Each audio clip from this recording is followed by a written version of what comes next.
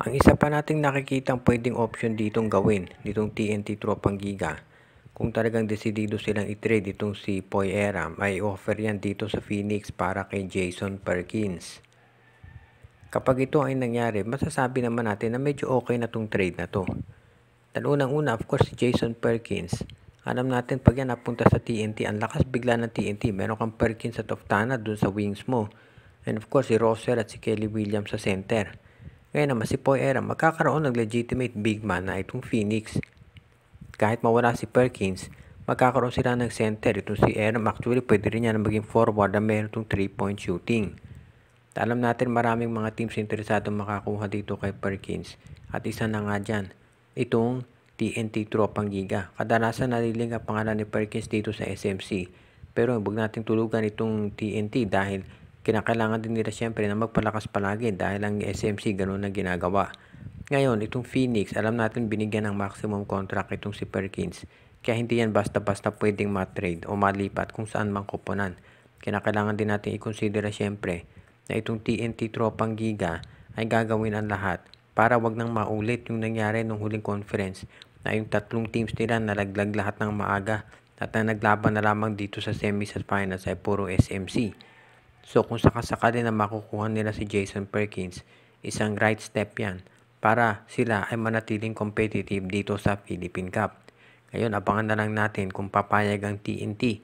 Dahil syempre nakasalala yan dito sa health status nitong si Poy Eram. Kung siya ba ay magiging healthy pa dahil alam natin to nagre-recover pa doon sa kanyang knee injury at yan ang dahilan kung ba't hindi pa siya naglalaro ngayon dito sa TNT Tropang Giga. At syempre ang Phoenix naman hindi tatanggapin si Poy Eram hanggang wala silang information na ito ay cleared to play na talaga. Shoutout kay Katsakino Dukusin, Ronald Verbosidad, Romeo Conchada at sa iba pa nating taga-subaybay. At ngayon dito sa balitaan natin, mukhang kinakailangan na talaga na mag-upgrade ng Barangay Ginebra ng kanilang lineup dahil dito sa All-Star Game alam natin si Scottie Thompson hindi makapaglalaro dahil nga sa kanyang back injury. Ngayon, ito namang si Stanley Pring, si Christian Stan Hardinger ay nagkaroon din pala ng sakit. At yan ang dahilan kung ba't hindi rin siya maglalaro. At ito na yung sinasabi natin na matagal na. Ang Ginebra, kung titignan daw, malakas yung lineup. Pero sa totoo lang, tumatanda na ito at nadadali na ng maraming injuries. At yan ang dahilan ngayon kung bakit itong si Coach Tim Con ay tumitingin na talaga ng ibang options para mapalakas yung lineup nila. At ang tinitignan doon ngayon ay ito si William Navarro na kunin mula sa Northport Batang Pier. At ang ipapalit daw dyan, either itong si Sidney Onwubere, si Bon Pesumal o si Jeremiah Gray. Pero itong si Nads Pinto daw ay hindi ite-trade at mananatili sa Ginebra. Ngayon, kung sa tingin ko yung Navarro for Onwubere o Navarro for Pesumal hindi sasapat yan. Actually, kung pagsabayahin mo pa itong si Onwubere at si Pesumal, hindi pa rin yan equal do sa trade value nitong si William Navarro. Kaya sa tingin ko, kinakailangan dagdagan pa ng players ng Ginebra para makuha nila talaga ang serbisyo nito. Ngayon, kung sakasakali nga na makuha ng Ginebra si Navarro, ay may magiging malaking bagay yan. Dahil syempre magkakaroon sila ng additional big man.